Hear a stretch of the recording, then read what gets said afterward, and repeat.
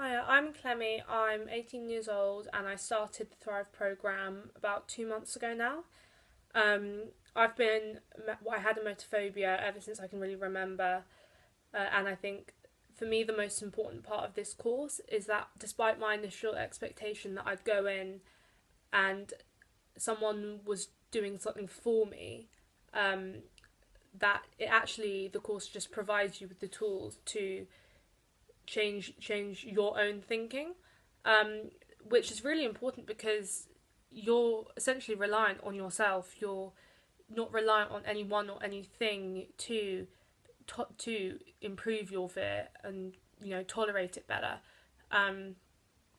which itself has massively increased my confidence because I know that in any situation, all that I need to to overcome any fear, that any bad thoughts that I have, is just myself, and I don't need to rely on anyone or do anything that I might not have. And it's amazing how much your perspective can change just from getting that knowledge, gaining the information. Before I've even done any of the exercises or challenges in the book, I found that by just knowing how my thinking worked, and why I had the thoughts that I did, it completely changes them. And it's amazing how most of us sort of assume that we know why we think the way we do when we know our brains, but actually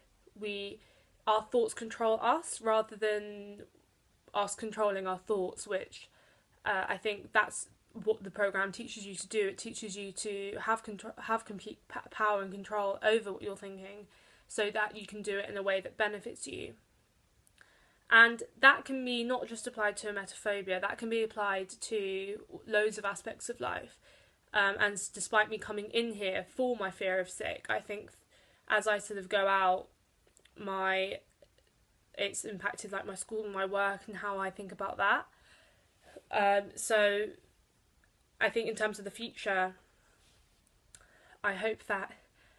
my sort of improved self-esteem means that I can take more risks, but most importantly, I can deal with them if I take a risk and it doesn't go to plan, because my self-esteem is strong enough that it doesn't have to be influenced by external events and things, and it won't fluctuate as much. And as for emetophobia, now that I no longer have it, I hope that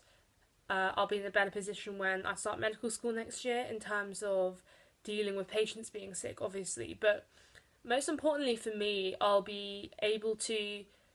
respond well to friends and family if they vomit and things, and not run away like I have always done. And that's something that I've hated ever since I can remember.